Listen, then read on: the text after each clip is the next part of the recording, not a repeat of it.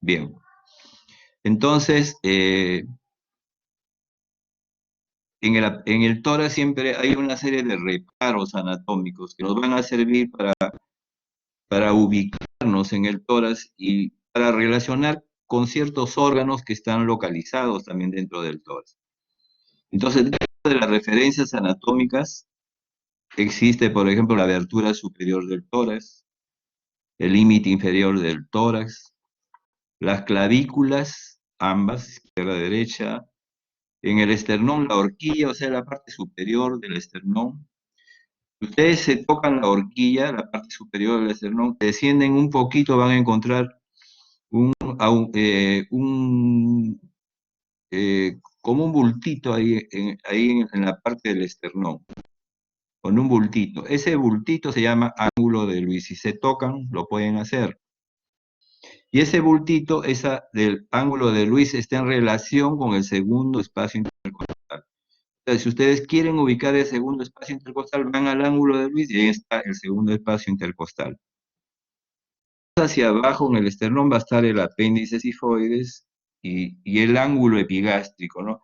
Ese ángulo está formado por el apéndice sifoides y los rebordes costales, derecho e izquierdo.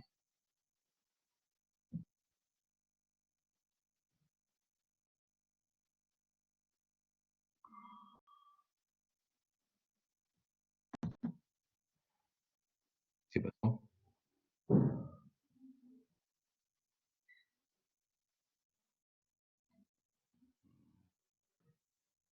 ¿Qué pasa?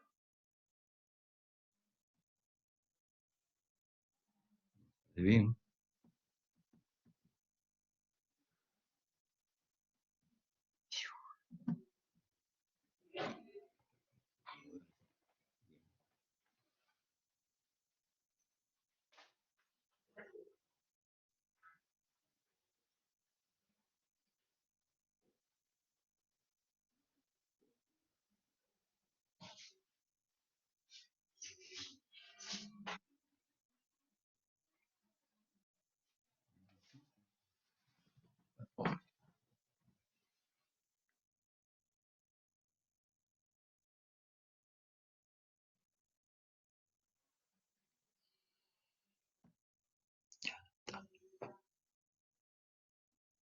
Mejor.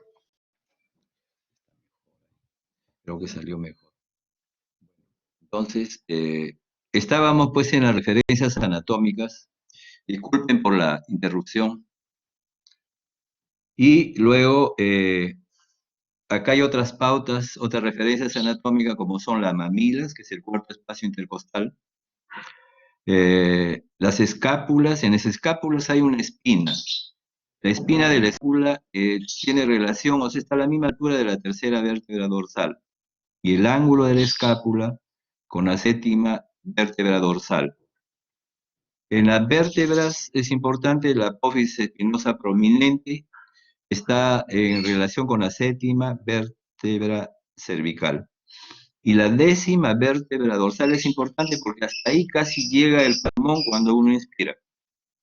Entonces es importante tener presente, porque a veces uno se pone a examinar, a veces el percutir el pulmón está percutiendo el riñón. Esta lámina es de Suros, pero muy complicada me parece. Entonces yo voy a darle solamente algunas referencias para que sea aplicativo. En ningún momento ustedes van a considerar todas esas zonas, ¿no? Para localizar, por ejemplo, dolor del tórax, de ninguna manera. Entonces vamos a simplificar esta lámina, pero la vamos a tomar. Entonces, para poder establecer áreas en el tórax, en la parte anterior, posterior y lateral, entonces uno traza unas líneas imaginarias. Y esas líneas imaginarias pueden ser verticales o pueden ser horizontales. Acá, como verán ustedes, es la parte anterior del tórax y pueden ver ustedes varias líneas. La de la parte central del esternón, que está como en número 7, es la línea medio esternal, o sea, al medio del esternón. Al borde del esternón, como podrán ver, está con el número 6, es la línea esternal.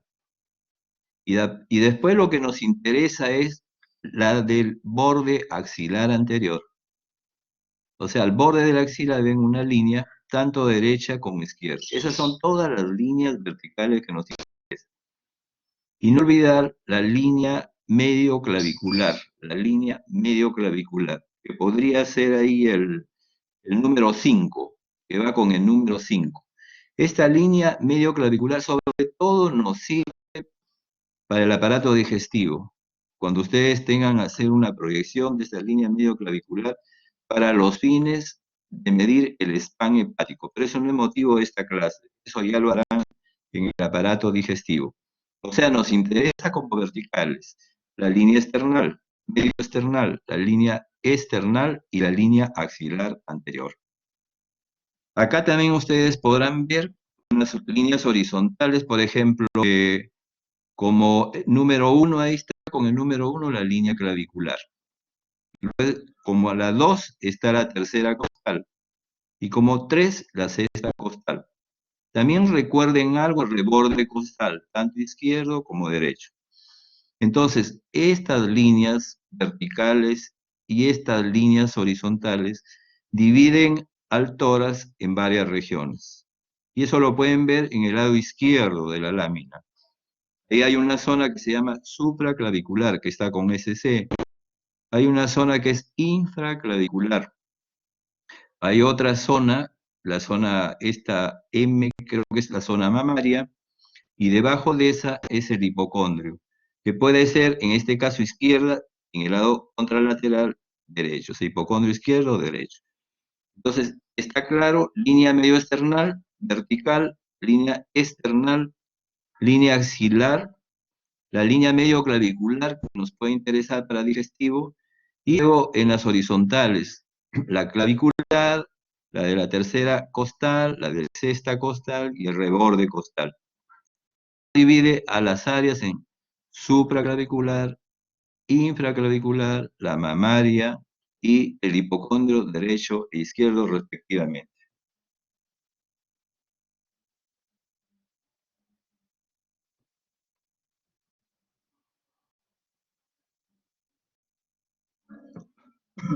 Esta es la parte axilar, o sea, derecha e izquierda tiene que ser, ¿no es cierto? Entonces lo que van ustedes es, el número 2 es una proyección de adelante, de la sexta costal, se proyecta hasta la zona axilar. Y la número 5 es una proyección de reborde costal. Les había dicho que había una línea axilar anterior, que es la número 1. Y nos interesa la de la parte posterior, que es la línea axilar posterior.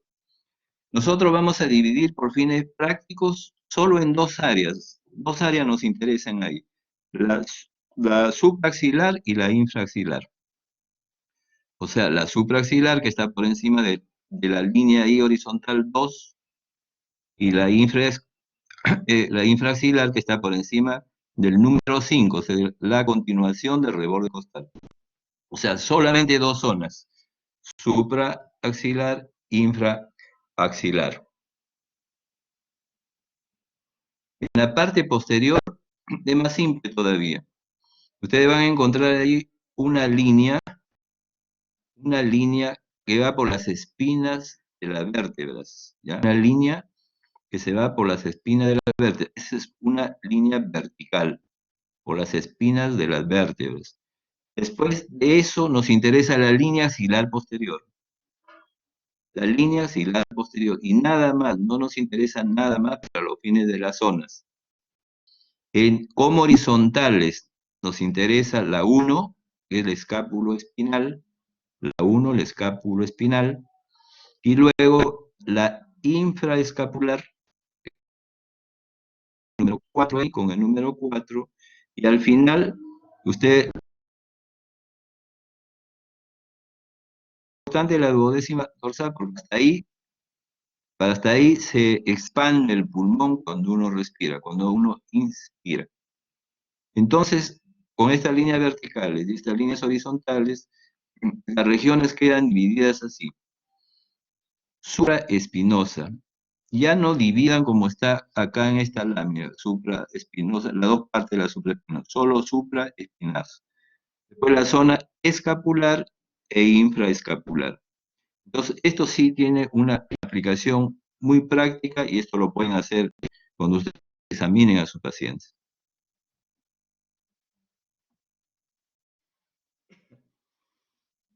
Estas láminas lo que tratan de demostrar, que también son de Suros, lo que tratan de demostrar que el lóbulo superior, hay en el lado izquierdo hay dos lóbulos, el lóbulo superior, el lóbulo inferior. Y en el lado derecho hay un lóbulo superior, lóbulo medio y lóbulo inferior. ¿Por qué es importante sobre todo del lado derecho? Es por el lóbulo medio, pueden verla en las dos láminas, el lóbulo medio. Porque el lóbulo medio está en la región axilar y se proyecta a la parte anterior. O sea, ustedes podrían tener una patología de lóbulo medio y no se va a encontrar signología en la parte posterior, sino signología en la parte lateral derecha y signología en la parte anterior.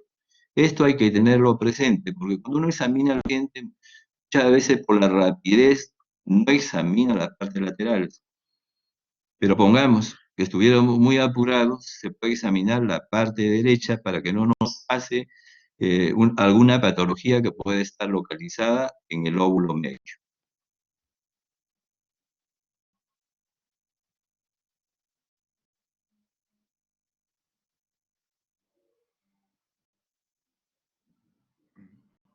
Igual los lóbulos, vamos a seguir avanzando. Entonces, estas son las consideraciones generales que se deben tener para el examen del aparato respiratorio. Primero, la posición del paciente. ¿Cuál es lo ideal? Que el paciente tal vez en un taburete o en la camilla del paciente y lógicamente ahí llega luz directa, que no haya ruido para cuando quieran ustedes auscultar. Eso es lo ideal. Lo que hacemos generalmente es examinar al paciente en la cama de los pacientes. Máximo lo podemos sentar cuando el paciente puede sentarse. Y trataremos de que la luz llegue lo más directamente posible al paciente. Esa es la posición. Y luego la técnica del examen. Es casi para todos los aparatos. En el aparato respiratorio hay inspección, hay una palpación, hay percusión y auscultación. Solo va a variar cuando es aparato digestivo, ya lo verán. Luego es muy importante para el alumno, para el que está aprendiendo, examinar el tórax primero de la parte anterior, luego de la parte posterior y luego de la parte lateral. Ya les dije, la parte lateral, izquierda y derecha, pero es muy importante la parte lateral derecha, porque ahí se encuentra la proyección del óvulo medio, o sea, la parte lateral y hacia la parte anterior. Siempre el alumno debe hacer exámenes comparativos, siempre comparar. Por ejemplo, en la parte posterior, comparar el lado izquierdo con el lado derecho. En la parte anterior, el lado izquierdo con el lado derecho. Es súper importante la comparación. Creo que me faltaba acá.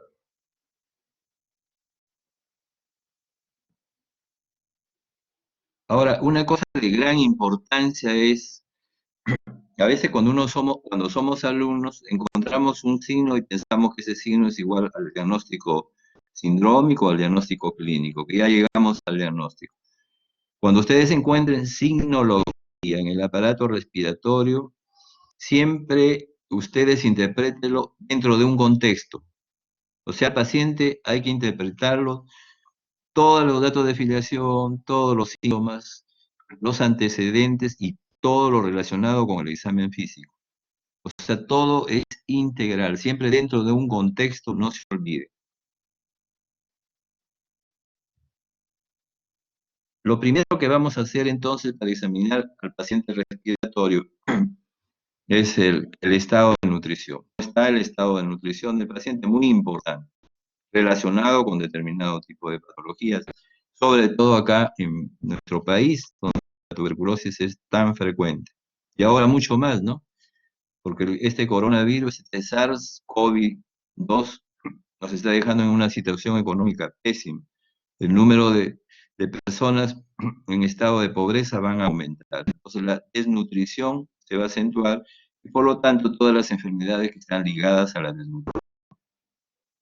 Luego la cianosis. Hay que ver si el paciente está cianótico de los labios, del pabellón auricular, de la nariz, de los pómulos, la cianosis de la parte periférica, por ejemplo, uñas, piernas, etcétera. Es muy importante. Ya el doctor Suárez seguro para hacer una diferenciación entre cianosis central, cianosis periférica y creo que él considera también la cianosis mixta. Luego el aleteo nasal, que se presenta generalmente en niños como un signo de insuficiencia respiratoria. Debemos examinar también el uso de músculos, sobre todo en pacientes que tienen insuficiencia respiratoria, para ver, porque muchas veces puede haber agotamiento del uso de los músculos cuando el paciente respira permanentemente. Y hay algunas enfermedades que pueden acabar en el aparato respiratorio y que afectan los músculos. Por ejemplo, la enfermedad de Guillain-Barré que estuvo pues tan de moda hace algunos meses. Afasia es importantísimo, que ya lo han estudiado en la general, y que puede darnos la idea de que estamos frente a alguna patología respiratoria, como por ejemplo la tuberculosis, etcétera, ¿no? Que tienen fases muy características de estos pacientes. Y luego la posición del paciente, ¿no es cierto? Es muy importante la posición y actitud.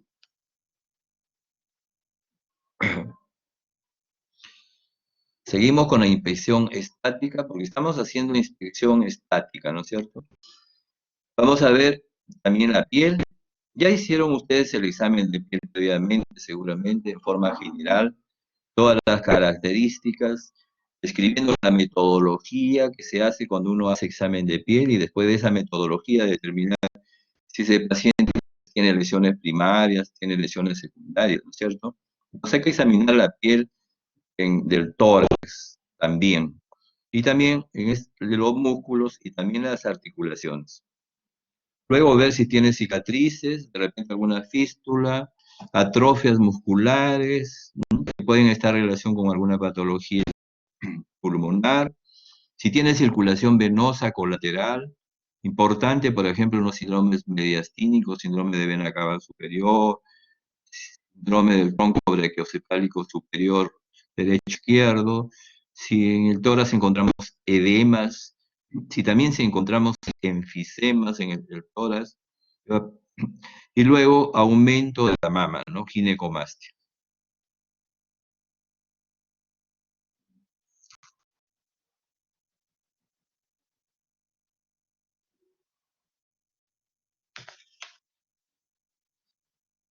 El examen del tórax va a constar ya de dos partes en a la inspección estática y la inspección dinámica. Esto es muy importante. Inspección estática y dinámica, no se olviden. En la inspección estática ustedes van a ver la conformación torácica. Y en la conformación torácica van a estudiar o ver en el paciente el diámetro antero-posterior y transversal, o sea, la relación que existe. Generalmente, el diámetro transversal es más largo que el diámetro antero-posterior, que se puede modificar cuando hay determinado tipo de patologías, como por ejemplo el enfisema, en el tórax entonel, donde hay un predominio del diámetro antero-posterior. Luego la dirección de las costillas, estas parten de la columna y se van hasta el esternón. Cuando parten de la columna tienen más o menos un ángulo de 45 grados. Lo que está entre las costillas es bien importante, o sea, el espacio entre las costillas, el espacio interóseo del tórax. Estas se retraen cuando hay patologías que producen retracción. El ejemplo clásico sería, por ejemplo, una telectasia masiva. O sea, la telectasia masiva se produce porque se obstruye un bronquio. Al obstruirse un bronquio, la parte pulmonar que corresponde a ese bronquio se colapsa. Se colapsa porque se reabsorbe el oxígeno. entonces se va a producir un colapso, entre comillas, y eso va a retraer a ese mismo lado todas las estructuras que pueden ser la tráquea y dentro de ellas las costillas, disminuyendo el espacio interóseo. Luego también hay que examinar el ángulo subcostal, o sea, que va del apéndice sifoides y reborde costal, ¿no? Que se altera en determinado tipo de patologías respiratorias. Examinar, como ya les había dicho, la simetría.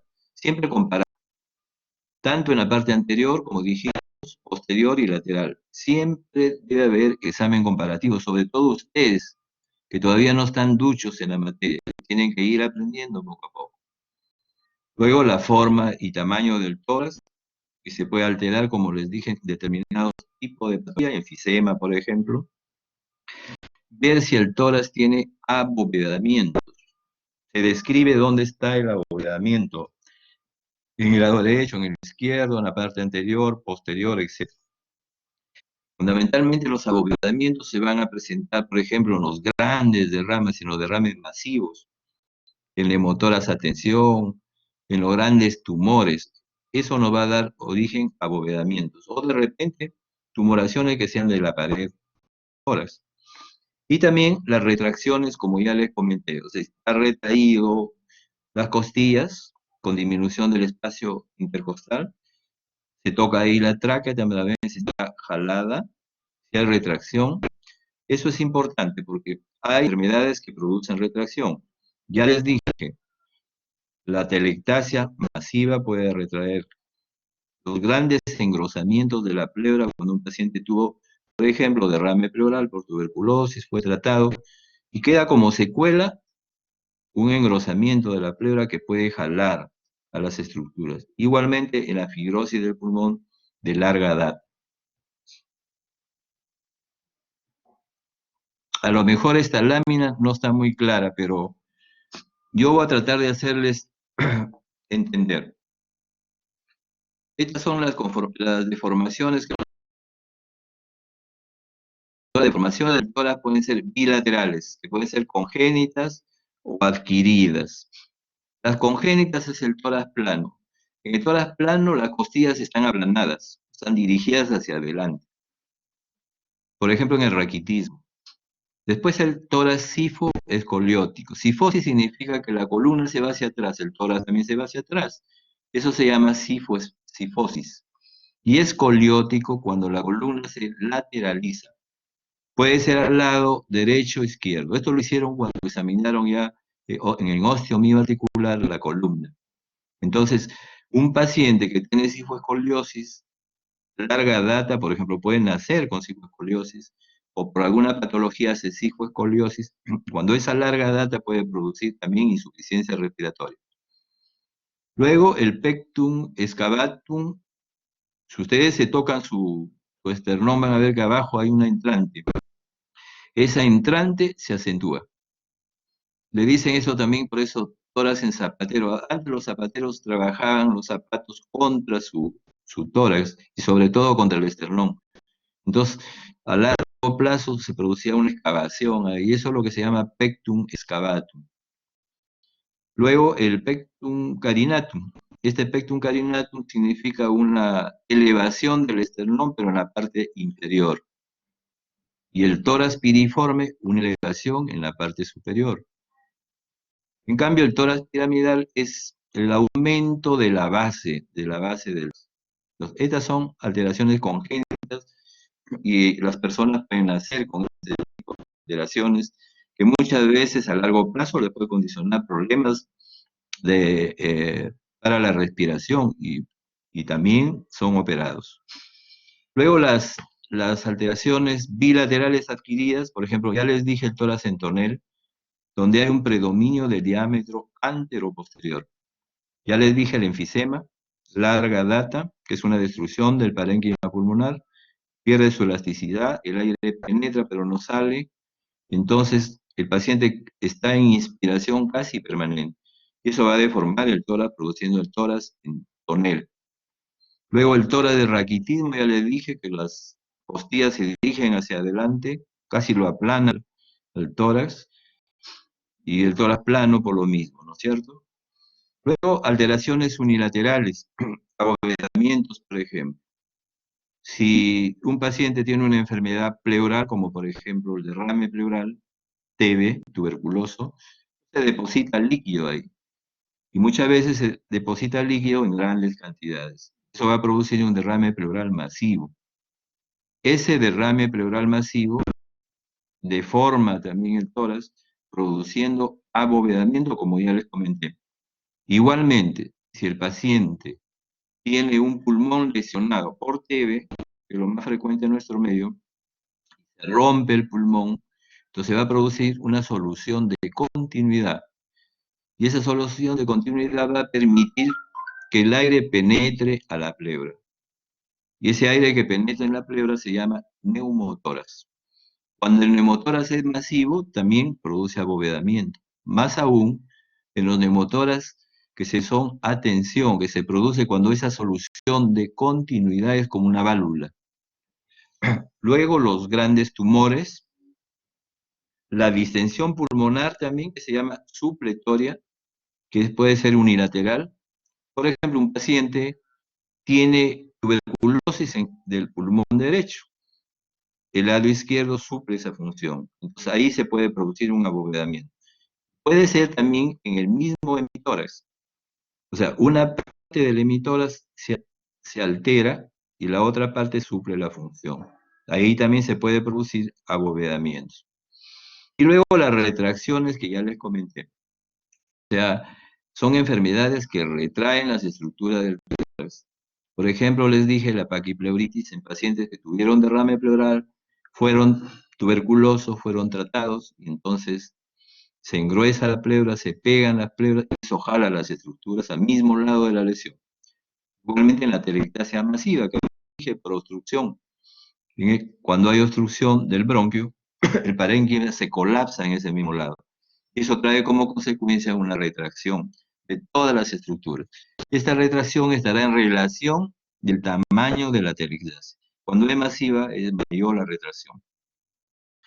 Luego, alteraciones o deformaciones localizadas, por ejemplo, abovedamientos localizados, ya dependen de alteraciones de partes blandas y otras de la pared torácica, o también alteraciones del corazón, por ejemplo, grandes aneurismas de los vasos, o procesos pleuroparenquimales, pero que estén súper localizados.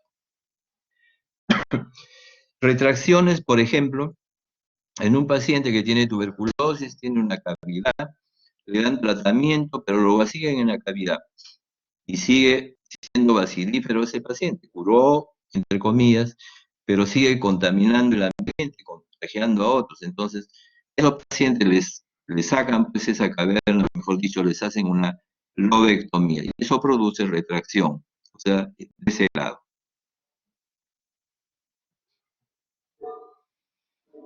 Luego de la inspección estática, donde han visto todo lo que ya que han examinado al paciente y han hecho una inspección metodológica, como hemos dicho, pasamos a la inspección dinámica. En la inspección dinámica lo que vamos a ver primeramente es la frecuencia respiratoria. Es muy importante la frecuencia respiratoria y cómo uno la toma. Uno no debe colocar la mano encima del tórax, porque eso hace que el paciente aumente su frecuencia respiratoria. O sea, mientras ustedes toman el pulso, van tomando la frecuencia respiratoria en un minuto. El aumento de la frecuencia respiratoria se llama taquimia y la disminución se llama bradimia. También uno debe examinar la profundidad. Por ejemplo, cuando aumenta la profundidad se llama batimnia, cuando disminuye la profundidad se llama hipopnia. Y hay otro término que también está relacionado con el aumento de la frecuencia respiratoria, la polimnia o hipermia. Estas dos, estas dos alteraciones, frecuencia y polimnia, se parecen en que aumenta la frecuencia, pero la amplitud es diferente en cada una de ellas. Eso lo dejo como tarea para que ustedes revisen sus libros, cómo es la amplitud en la frecuencia y cómo es la amplitud en la polimia. Está en todos los libros de semiología. Luego, examinamos si la respiración del paciente es superficial Y luego el movimiento del tórax, que acá hemos puesto como expansión del tórax. Ya les dije, ustedes examinan al paciente por la parte anterior, por la parte posterior, y si es posible por la parte lateral, sobre todo derecho. Entonces, ustedes se van a colocar frente al paciente, miran la parte anterior, miran la parte anterior superior y miran la parte anterior inferior, tanto del lado derecho como del lado izquierdo. Y ven cómo está el movimiento, comparan los movimientos del paciente. Igual hacen en la parte posterior. Se colocan de frente en la parte posterior, miran la parte superior y la parte inferior, tanto derecho e izquierdo, y comparan si una se mueve más o una se mueve menos. La alteración del movimiento del tórax en la parte anterior o posterior nos dice que hay una patología ahí, pero no dice qué, porque muchas patologías las pueden producir. Luego ustedes ven cómo es el ritmo de la respiración. El ritmo puede ser variable y cuando pasemos la laminita posterior vamos a hablar del ritmo. Luego el tipo respiratorio. ¿Qué tipo de respiratorio tiene el paciente? ¿Es tóraco abdominal, a predominio abdominal, tóraco abdominal, a predominio torácico? Muy importante. En el hombre, por ejemplo, hay una predominancia del abdomen, en cambio en la mujer del tórax. Cuando se invierte, significa que hay alguna patología. Los abovedamientos respiratorios, ya lo vamos a comentar, y luego las retracciones inspiratorias. Es importantísimo. Vamos a hablar rápidamente de abovedamientos respiratorios. Por ejemplo, durante la expiración y estando con la glotis cerrada, se puede producir un abovedamiento respiratorio del espacio intercostal. O sea, los espacios intercostales tienen un abovedamiento ahí con la expiración. Eso se presenta en el enfisema, pero un enfisema de larga data. Y la retracción inspiratoria no es sino un bajo relieve entre las dos costillas.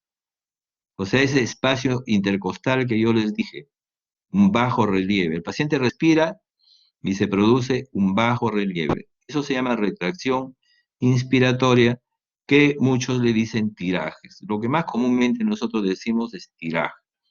Y los tirajes pueden ser supraesternales o encima del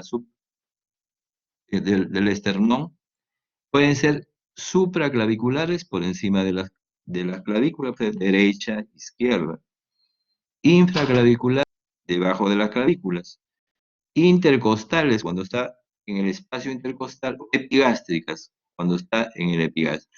La presencia de tirajes es un indicio de que el paciente va a tener insuficiencia respiratoria. Y es lo que les estaba diciendo. La taquimia es el aumento de la frecuencia respiratoria, normalmente de 14 a 20. Nos dicen 16 a 20. ¿Y en quiénes puede estar aumentada? En afecciones broncopulmonares. Es bueno tener presente, esto sobre todo lo usan para el cálculo a veces de hidratación de los pacientes por la pérdida de respiración insensible, que la fiebre, un grado de fiebre aumenta 4 respiraciones, la frecuencia respiratoria. También aumenta la frecuencia respiratoria en la anemia, en la uremia y en las lesiones del sistema nervioso central. Todo lo contrario, bradimia, disminución de la frecuencia respiratoria, que se presenta sobre todo en los tumores cerebrales sobrefrontales y por ingesta de drogas de opiáceos. Luego la profundidad está aumentada cuando, por ejemplo, en la acidosis metabólica, en la respiración de Kussmaul. Esta respiración es una inspiración profunda y larga, seguida de una expiración cortita. La respiración de Kussmaul mucho se asocia a acidosis. Dicen, cuando un paciente tiene respiración de Kussmaul es acidosis. Por si acaso, no todos los pacientes con acidosis tienen Kussmaul, porque el Kussmaul depende de la cantidad de hidrogeniones que haya en el cefalorraquídeo. Luego está aumentada también en la embolia pulmonar, sobre todo embolia pulmonar masiva. En embolia pulmonar siempre hay un cambio de la frecuencia respiratoria. Luego, la disminución de la movilidad torácica les había comentado que se examinaba la parte anterior, la parte posterior, la parte lateral y la parte superior y la parte inferior, ¿no es cierto? Entonces, disminuye bilateralmente en las enfermedades broncopulmonares difusas. Cuando hay también enfermedades como espondilitis anquilosante, en los pacientes que tienen esclerodermia, pero sobre todo cuando ya la esclerodermia está avanzada. Y disminuye unilateralmente la movilidad torácica cuando hay atelectasia. También puede disminuir unilateralmente en pacientes, por ejemplo, con derrame pleural de un solo lado, cuando tienen neumotoras de un solo lado, también cuando hay tumores de un solo lado, también disminuye unilateralmente la movilidad torácica.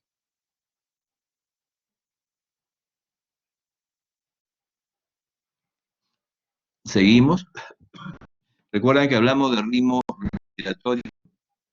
Bueno, hay una respiración que se llama de Cheyne-Stokes. Eso les han dicho en la parte general ya. ¿Cómo es la respiración de Cheyne-Stokes? En sus libros está súper bien dibujado.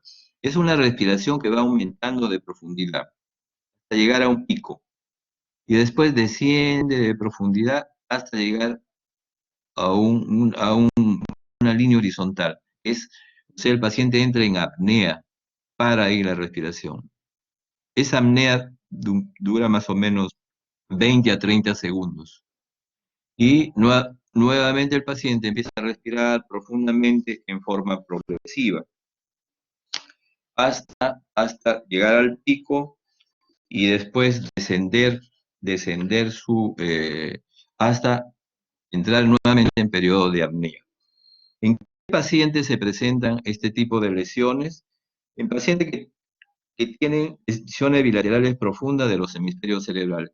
Siempre la respiración de Cheyne-Stokes traduce hipoxia a nivel del cerebro, sobre todo el centro respiratorio. Y también se puede presentar en insuficiencia cardíaca, en pacientes que tienen uremias, en los pacientes que ingieren drogas, y muchas veces ustedes pueden encontrar respiración de Cheyne-Stokes en adultos mayores, sin que tenga ninguna significación patológica, porque en los adultos mayores el centro respiratorio tiene poca sensibilidad al oxígeno. Ustedes podrían encontrar Cheyne-Stokes sin que haya nada patológico. Luego, la hiperventilación neurógena central, que consiste en respiraciones aumentadas en frecuencia y profundidad, pero es en forma sostenida y regular. Y tiene como peculiaridad esto que la presión de oxígeno de la sangre aumenta en este tipo de pacientes. Siempre traduce igual que lo anterior, hipoxia. Y se presenta sobre todo en lesiones de mesencéfalo, en lesiones del bulbo raquídeo. Luego la respiración apnéustica, que es una respiración con detención en la inspiración e inspiración, expiración e inspiración. O sea, se presenta en pausas este tipo de respiración. Igual, traduce hipoxia del centro respiratorio y se encuentra en pacientes que tienen lesiones del mesencéfalo, en pacientes que tienen hipoglicemia, el azúcar ha bajado mucho, en pacientes que también pueden tener hipoxia o anoxia, ¿no? Luego la respiración atáxica de Biot. Esta respiración atáxica de Biot es una respiración regular, profunda, que luego entra en periodos de apnea, o sea, de falta de respiración. 20, 30 segundos, nuevamente vuelve con una respiración regular. A veces los autores lo describen diferente. Lo que les estoy diciendo, la descripción que hace Suros. También traduce hipoventilación del centro respiratorio. La respiración alternante es la respiración que aumenta la inspiración, baja en la expiración. Y la respiración superficial, como su nombre lo dice, cuando su amplitud está disminuida. Luego les había hablado de tipos respiratorios. Los tipos respiratorios pueden ser a predominio torácico o abdominal. Les dije que la respiración nuestra es tóraco-abdominal. En el hombre es a predominio abdominal, es tóraco-abdominal a predominio abdominal. En la mujer es tóraco-abdominal a predominio torácico. Pero algunas veces se puede acentuar este tipo de respiración. Por ejemplo, cuando es a predominio torácico eminentemente, se produce cuando hay disminución o abolición de los movimientos del diafragma. La parálisis, la compresión abdominal, grandes ascitis, por ejemplo, grandes tumores, muchas veces hasta en la gestación, en las mujeres, o cuando el paciente tiene dolor abdominal intenso, ¿no? Por ejemplo, en la pancreatitis. Y a predominio abdominal, lógicamente, no hay disminución o abolición de los movimientos torácicos, o cuando el paciente tiene dolor torácico intenso, ¿no? Luego, el abominamiento expiratorio, ya le dije, el enfisema, o sea, esa bóveda, ya le dije, el espacio intercostal, en el enfisema de larga data, sobre todo. Y las retracciones inspiratorias, que pueden ser bilaterales y que pueden ser también unilaterales, ¿no? Bilaterales en obstrucción traqueal, por ejemplo, o en obstrucción masiva de bronquiola. Un paciente también, por ejemplo, que se atraganta, come un tremendo bocado, se atraganta, entonces hacen obstrucciones ahí, y la respiración es inspiratoria, o sea, la línea se vuelve inspiratoria. Quería decirles, la línea inspiratoria y la línea expiratoria nos puede dar idea de dónde está la patología. Generalmente las líneas inspiratorias son de bifurcación de la tráquea hacia arriba, y las líneas expiratorias son de bifurcación de la tráquea hacia abajo. Les voy a dar dos ejemplos clásicos. Línea expiratoria, por ejemplo, de origen bronquial, el asma, donde hay obstrucción, porque hay inflamación que se traduce por edema, broncoconstricción y aumento de secreciones, como el moco, o como la goma, mejor dicho, filantes, ¿no? Y las líneas expiratorias que se producen por destrucción, por disminución de la elasticidad del parénquima pulmonar, como en el caso del enfisema, donde el aire penetra pero se queda. Son líneas de tipo expiratorio de origen pulmonar. También puede haber retracciones inspiratorias unilaterales por obstrucción del bronquio mayor. En caso, por ejemplo, de las neoplasias. Entonces, haciendo una recopilación, hacemos la inspección en el tórax, lo relacionamos con la fase del paciente, etcétera. Luego pasamos a la inspección consta de dos partes, una inspección estática y una inspección dinámica. Y luego pasamos a la palpación.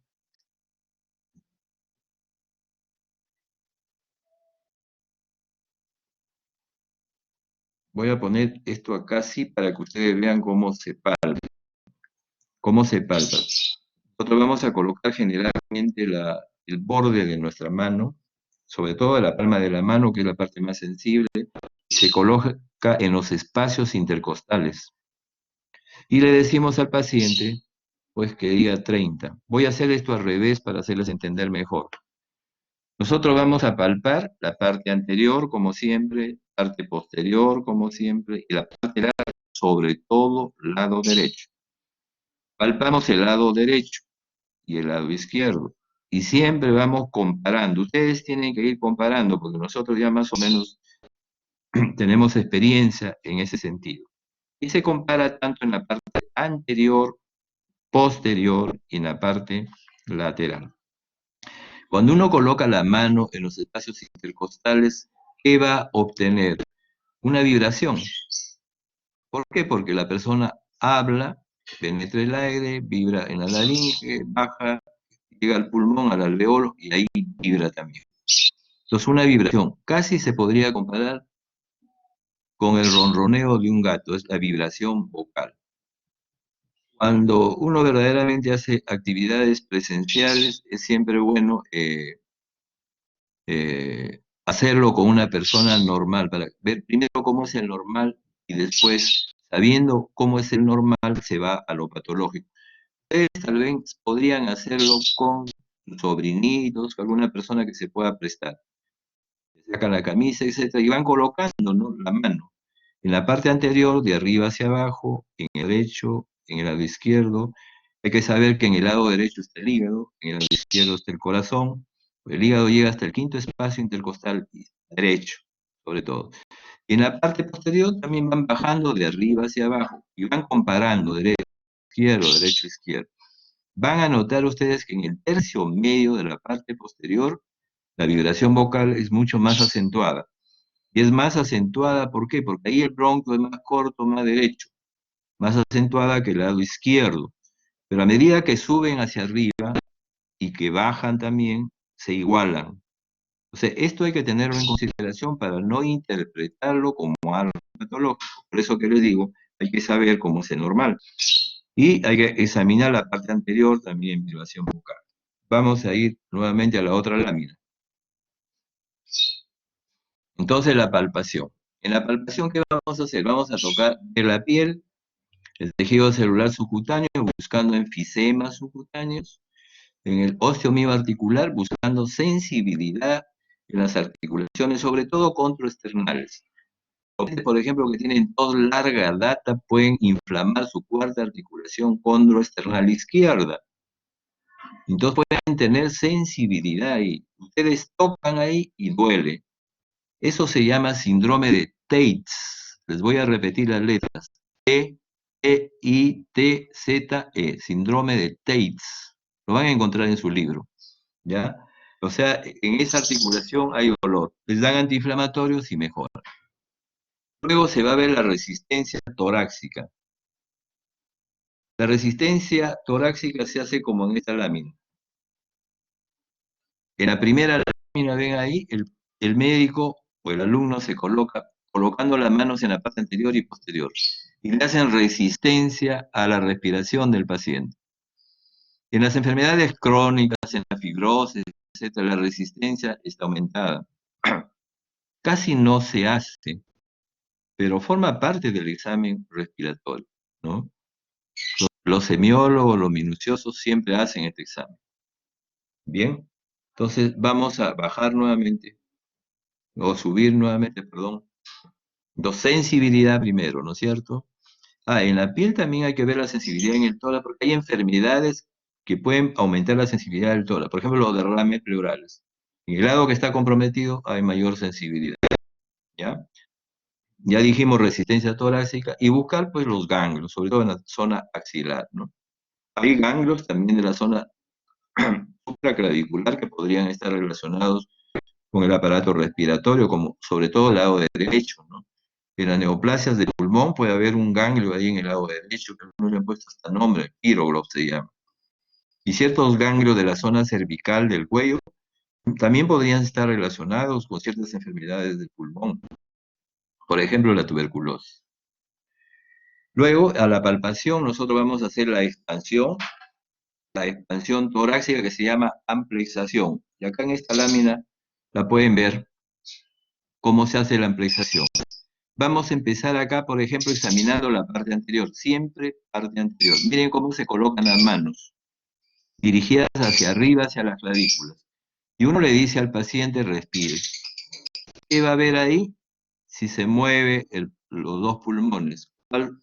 Si alguno deja de moverse, si alguno, su movimiento está disminuido o está aumentado. Entonces uno coloca que está aumentada el movimiento en el lado derecho, en el lado izquierdo. Y luego se coloca, como en la primera lámina, en la primera lámina coloca las manos, miren, siguiendo el reloj de costal, y también ve el movimiento, tanto del lado derecho y el izquierdo. ¿Qué nos dice la disminución del movimiento? Que hay una patología y punto, ¿no? O sea, forma parte de un contexto de síntomas de los síndromes, forma parte. Ya van a ver ustedes cuando hagan síndromes. Y en la parte posterior, miren cómo el médico se coloca detrás del paciente, la parte superior. Con los dos dedos, trata de unirlos, otro lo pone equidistante a la línea que pasa por las espinas de las vértebras. Entonces, hacen que respire, ven cuánto se separan los dedos y van a ver el movimiento tanto del lado derecho como el izquierdo. En la parte de abajo colocan la mano siguiendo, como siempre, esto del el reborde costal, pero hacia atrás, ¿no? Que se proyecta hacia atrás. Entonces, ven también el movimiento tanto derecho o izquierdo.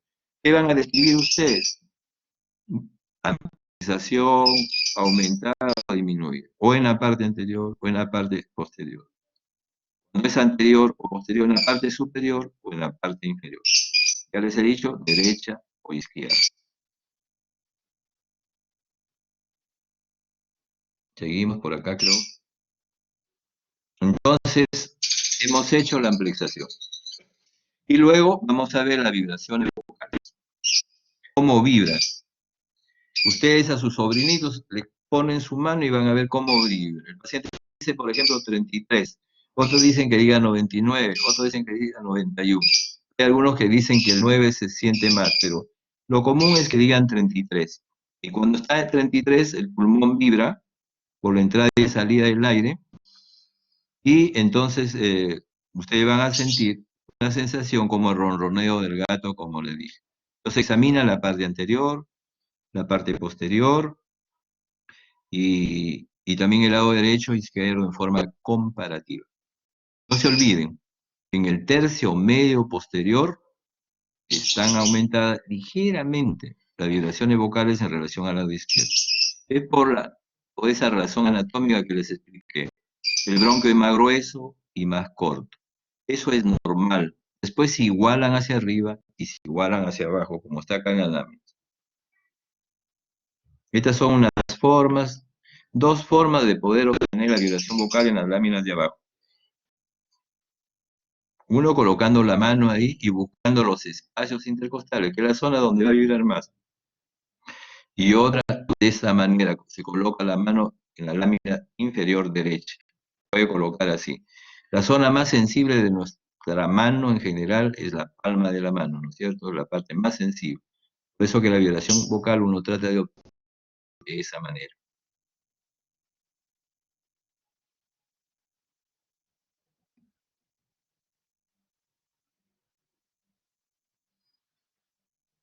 Entonces, a la palpación, ¿qué enfermedades producen expansión torácica disminuida?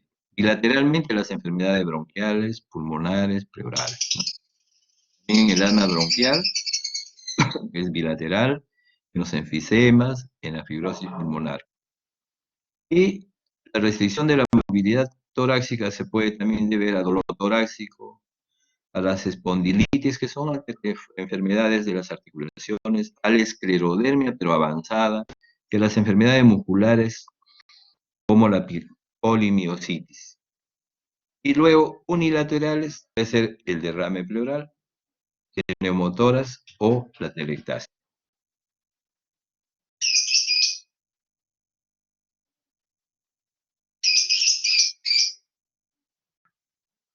Miren las vibraciones, el aumento de las vibraciones vocales, las condiciones. ¿Cuándo aumenta la vibración vocal? La vibración vocal aumenta cuando hay un medio sólido, no se olviden. Cuando hay medio sólido. El ejemplo clásico es la neumonía. En la neumonía aumenta la vibración. En un paciente que tiene tuberculosis también que afecta el pulmón, también pueden estar las vibraciones vocales aumentadas. O sea, cuando hay medio sólido, las vibraciones vocales aumentan. No se olviden, es muy importante eso. Es muy importante para diferenciar de otras enfermedades que disminuyen las vibraciones vocales. Que se presenten estas vibraciones vocales aumentadas es necesario que toda la vía aérea esté permeable. Eso es lógico, ¿no? Y que lógicamente la mano en contacto con la pared, mejor dicho, la pared torácica debe estar normal. Miren cuándo disminuye las vibraciones vocales. Lógicamente, cuando la vía aérea es permeable, las obstrucciones, por ejemplo, la telectasia que habíamos comentado, en los pulmones que tienen enfisema, porque no puede vibrar, está destruido prácticamente ahí casi el parénquima pulmonar, sobre todo en el enfisema avanzado. En los pacientes que tienen enfermedades pleurales seculares, por ejemplo, el paciente tuvo un derrame pleural por TB, y a veces se unen las dos pleuras, entonces no dejan pasar las vibraciones, no llegan a la mano.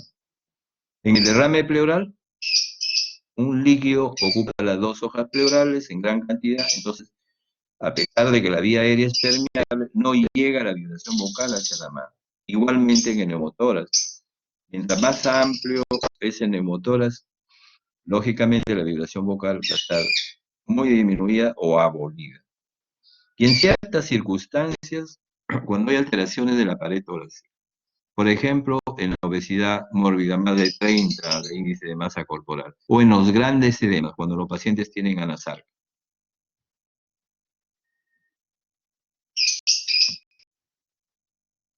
Y por último, la percusión.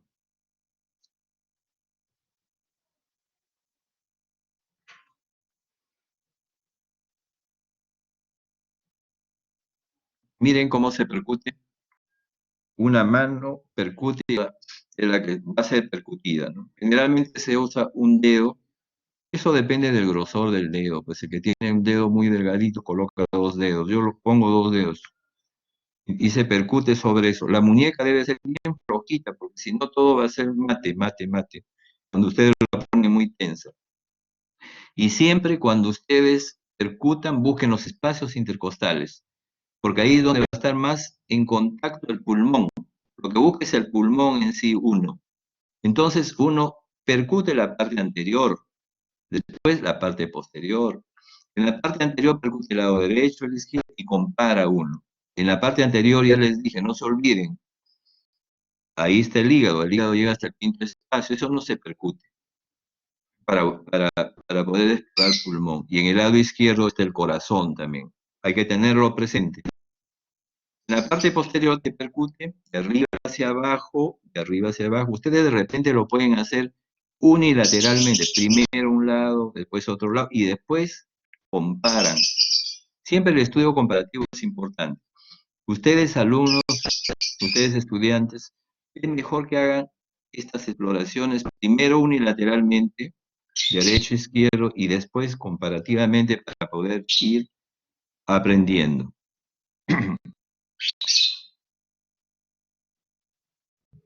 Cuando nosotros percutimos el pulmón es sonoro, no se olvide.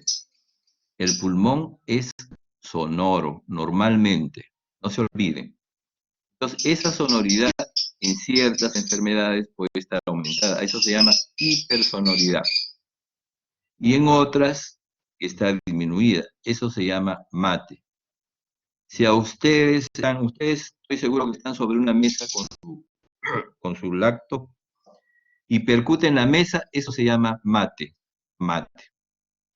Ustedes están cerca ahorita de una pared, percutan la pared. Es mate más nítido. Por ejemplo, en la neumonía se encuentra el mate de la mesa. En cambio, en el derrame pleural se encuentra el mate de la pared es más nítido, es nítido completamente, ¿ya? Y puede haber submate también, ¿ya? Por cuando se interpone aire con la patología, ¿no? Aire, por ejemplo, con la neumonía.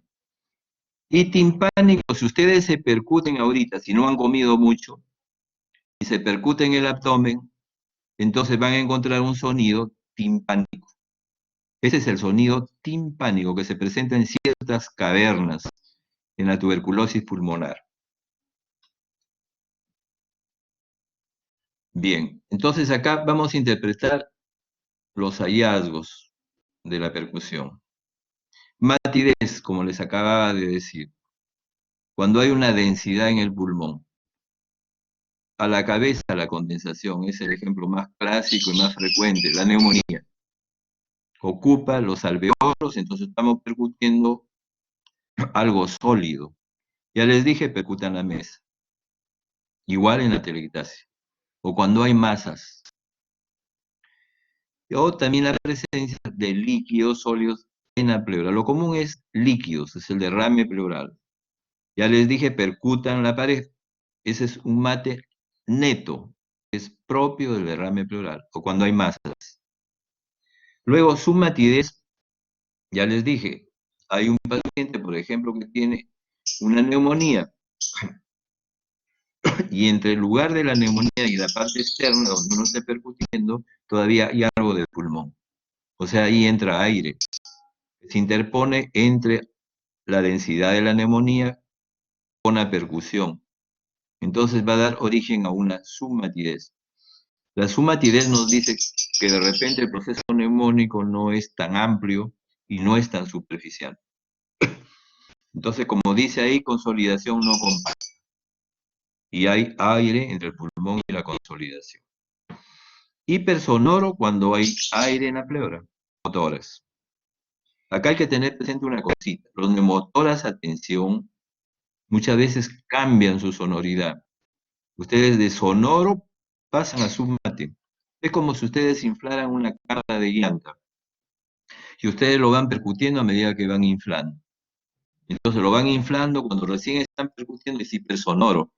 Pero a medida que entre el aire y la presión, va cambiando esa sonoridad a submate. Eso puede ocurrir en el pulmón. ¿Cuándo qué? Cuando la entrada del aire hacia la presa, ya les dije, es como una válvula. Entonces, ¿en quiénes encontramos un pulmón hipersonoro? En el asma, porque ya les dije, en el asma hay una obstrucción. Entonces, se cae el aire en el pulmón y eso da hipersonoridad. Igualmente en el enfisema, porque ahí se queda más aire todavía que en el asma, por destrucción o pérdida de la elasticidad del parénquima pulmonar. Entonces atrapa el aire y penetra y gran cantidad del aire no sale. Y también es hipersonoro, ya le dije, en neumotórax. Y se puede producir también en el neumotórax, atención que les decía, es la submatidez, se puede presentar el timpanismo. En el neumotórax, atención también el timpanismo, o sea, percuten es como si estuvieran percutiendo su abdomen. ¿Sí? Es el timpanismo. Que se presenta el timpanismo también en cavidades pulmonares que miden más de 8 centímetros de diámetro, en los síndromes cavitarios. Es importante, en cavidades que más de 8 centímetros. En esos también se puede encontrar timpanismo.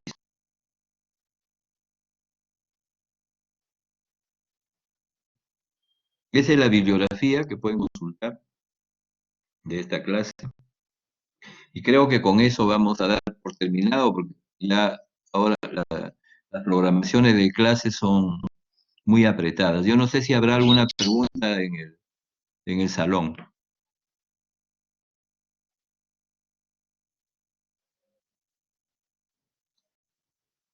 ¿Me han escuchado? No, no tenemos ninguna pregunta, doctor. No hay preguntas. No, ya, perfecto que me diga, porque yo dije, me asusté, dije, de repente no me han escuchado. Ya, correcto, no hay preguntas. Ha estado más o menos claro entonces, ¿no es cierto? Sí, Espero que doctor. me hayan comprendido. Ya, Todo muy claro, bien. doctor. Perfecto. Entonces el día de mañana hacemos la presentación. Yo voy a ser el primero y después creo que viene el doctor Suárez. Vamos a tratar de cumplir los horarios para que no se crucen, porque con esto de el uso de estos aparatos tecnológicos, cuando uno se pasa, y ya el que viene ya no puede dictar su clase, ¿no? Entonces nos veremos hasta el día de mañana. Buenas tardes. Hasta luego, doctor. Buenas tardes. Buenas tardes, doctor. Doctor, Gracias. no se olvide de detener la grabación, por favor. Ah, la grabación, sí, sí, sí, sí, tiene razón. En buena hora que me hizo acordar, ¿eh? Ya se muere. Sí.